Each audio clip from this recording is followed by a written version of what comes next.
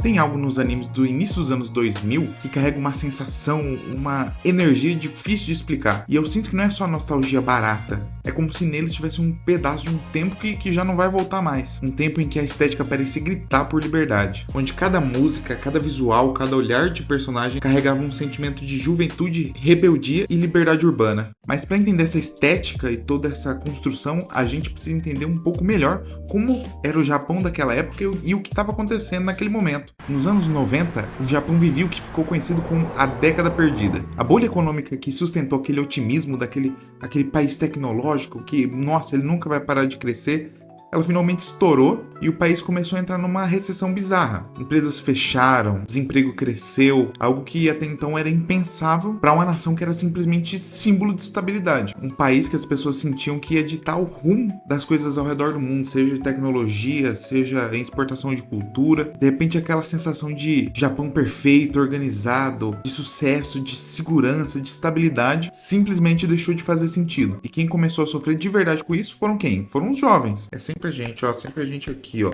Igual tá acontecendo com a gente hoje em dia. O jovem ficava ouvindo que ele precisava se encaixar, ele precisava fazer a vida dele valer a pena e num sistema que já não estava funcionando tão bem como costumava funcionar. Foi aí que nasceu uma geração diferente, uma geração mais inquieta, confusa e talvez até meio perdida, né? Uma geração que cresceu vendo os pais desanimados, frustrados, com os empregos sumindo e começaram a se perguntar: pra quê? Pra que eu vou me esforçar, entendeu? Pra que tudo isso? Pra que eu vou me esforçar pra tudo isso se o meu destino é mais ou menos esse, no final das contas? O Japão sempre teve aquela cultura mais rígida, né? Muito baseada em hierarquia, disciplina, conformidade. Mas essa geração, ela já não queria seguir mais aquela cartilha de: uau, eu preciso ser assim, preciso ser esse cidadão japonês perfeito. E com isso tudo começou a surgir novos movimentos entre os jovens, né? Novos grupos sociais, meio que baseados em lifestyle que eles julgavam que talvez valeria mais a pena viver daquela forma, né? Surgindo assim movimentos como os Fritters, que eram jovens que eles não queriam trabalho fixo, o negócio dos caras era fazer bico, era fazer dinheiro ali para o que eles precisavam, né? Não estavam almejando grandes carreiras, grandes corporações, né? Grandes cargos em grandes corporações. Os hikikomoris, que até hoje são muito fortes na sociedade, que eram jovens que se isolavam em casa, que não queriam saber de estudar, não queriam saber muito de trabalhar. E também surgiram as gyaro, os visual kei, que eram jovens que usavam o corpo, as roupas como um movimento artístico, roupas, cabelos,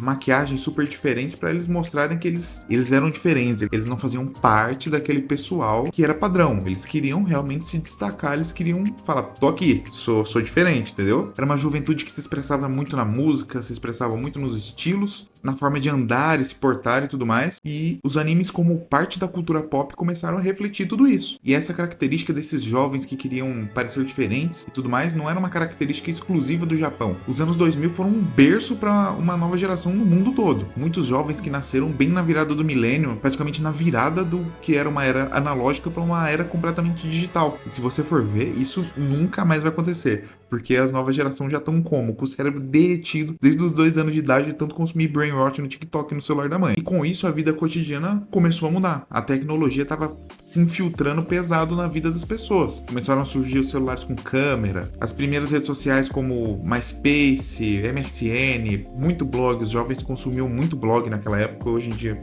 meio que morreu. Se você olhar para animes como Fooly Cooly, Samurai Champloo, Great Teacher Onizuka, Air Gear ou até mesmo Beck, você vai perceber o mesmo sentimento pulsando por trás de todos eles, que era a busca por liberdade num mundo meio que sem direção, por causa daquela fase econômica que o país estava vivendo. Os personagens, eles não eram heróis perfeitos, eles eram pessoas mais comuns, né? Eles eram jovens perdidos, jovens preguiçosos, mas também jovens muito sonhadores. Mas todos eles tinham dentro de si aquela vontade de viver. E a estética daqueles animes representava exatamente isso. Eles usavam roupas mais despojadas, mais largas. Muitos tinham aquele famoso cabelo espetado e tudo mais. Muita trilha sonora de guitarra pesada, céu alaranjado e aquele caos urbano de cidade grande, de grande metrópole. Uma cidade gigante, repleta de pessoas e muita cultura de rua. Era uma estética que eu sentia que misturava meio que um tom rebelde, uma rebeldia assim do jovem, mas também uma melancolia, uma sensação de, sei lá, dúvida do que estava por vir. Um grito de que talvez o futuro não seria nada glorioso, mas que mesmo assim valeria a pena viver intensamente, né? Deixando um certo legado nessa terra. E essa rebeldia, ela não estava só no tema, ela também estava no estilo de personagem e tudo mais. No estilo que a história era contada, era tudo meio bagunçado, meio corrido. A gente vê, por exemplo, o Golden Boy, do nada ele tava aqui programando,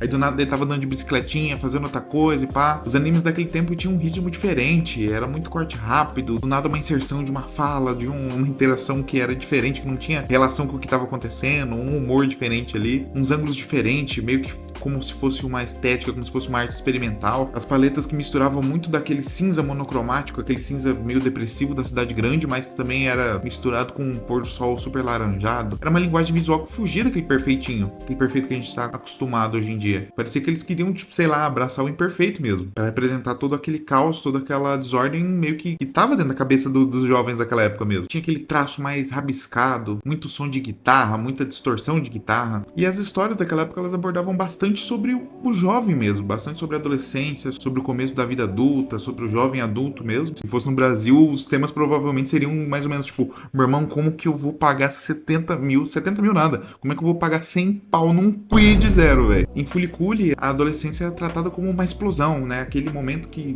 você tá com seus hormônios à flor da pele, tudo é novo, tudo te faz sentir coisa diferente, e é realmente uma metáfora caótica e psicodélica de como é crescer nessa fase da vida. Samurai Champloo, com o seu hip hop no Japão feudal, mostrando que a tradição e a modernidade meio que podem coexistir em harmonia mesmo. Beck, que fala sobre lutar por uma identidade através da música. Hajime no Ippo, discutindo o que é ser forte, como que eu vou ser um cara forte. Em GTO a gente tem aquele professor completamente piroca, que meio que se recusa a amadurecer, que não quer ser aquele padrão que o sistema tá impondo a ele, mas que mesmo assim ele tenta salvar os jovens, tenta salvar os estudantes dele, meio que da própria maneira dele, que às vezes dá merda, mas no final dá certo, ele consegue dar um jeito na situação e é bem engraçado. Eram histórias que pareciam que queriam mostrar que a juventude estava tentando existir, não com superpoderes e tudo mais, era meio que uma sociedade comum, que realmente representava aquele momento que o país estava vivendo e a relação de meio que coexistência, né, da juventude dentro daquela sociedade. Então tinha muitos assuntos sobre se apaixonar, sobre errar, quebrar a cara e mesmo assim continuar e seguir a vida e pau, e tome, e vamos embora. E com isso também as bandas japonesas da época começaram a fazer bastante música sobre essa sensação, essa rebeldia da juventude daquela época. Bandas como o Asian Kung Fu Generation, The Pillows, Yui, Sambo Master, eles começaram a fazer letras, músicas que encaixavam com a realidade daqueles jovens, né? Meio que abraçando eles, e também porque eles queriam fazer dinheiro, né?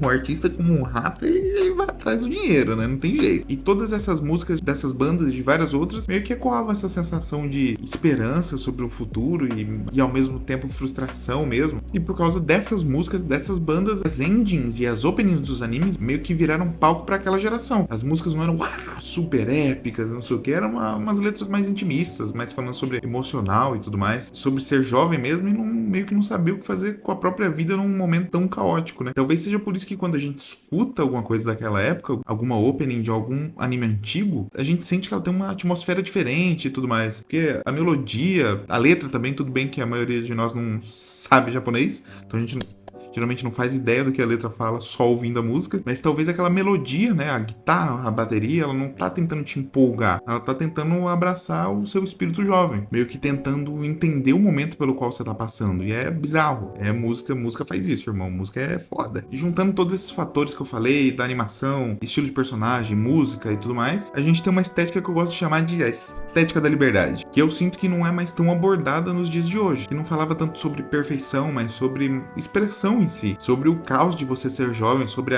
o começo das tecnologias que a gente usa hoje em dia, praticamente 24 horas por dia, e que na época era meio que um negócio novo. Os animes daquela época parece que eles capturaram algo diferente, algo que vai além do visual, meio que capturaram um sentimento de uma geração inteira, a geração do final dos anos 90, começo dos anos 2000, talvez até você que seja mais velho e era um jovem adulto naquela época, meio que você consiga também entender o que eu tô falando. Talvez por isso que quando a gente assiste, a gente não sente aquela famosa nostalgia barata de, nossa, aquele tempo era bom, hein? Nossa, lá atrás era tudo melhor, era bom demais, né? Isso daí é papo de boomer estranho.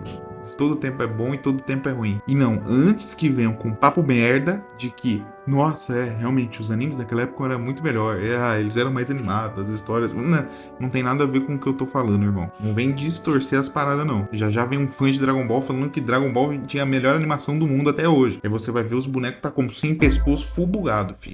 Não é disso que eu tô falando, não. O que eu quis levantar era mesmo como as questões tratadas talvez eram diferentes, coisas que talvez não sejam tão abordadas hoje em dia. Faz tempo que eu não vejo um anime que me remete meio que às obras do passado mesmo. Às vezes tá saindo e eu só não assisti porque eu tô focado em Boku no Hero. Talvez. E agora eu quero te perguntar, você também sente alguma sensação meio nostálgica, diferenciada, quando você vê algum anime, alguma ending ou opening daquela época? Você sente uma nostalgia diferenciada? Então comenta aqui embaixo o que te dá essa sensação. E se você assistiu até aqui, quero agradecer que você está fazendo história, o canal tá crescendo pra caramba. Nos últimos 7 dias, basicamente a gente dobrou. Dobrou não, a gente passou do dobro do número de inscritos, então muito obrigado, né? Vocês já viram, baseado no meu último vídeo, que eu não quero ficar falando sobre os animes, isso tá tudo muito ruim, aquele papo derrotista chato. Então venha comigo, irei construir uma comunidade muito foda e eu preciso da sua ajuda. Se você assistiu até aqui e não se inscreveu, se inscreva, deixe seu like, ativa o sino e é isso. Muito obrigado, valeu!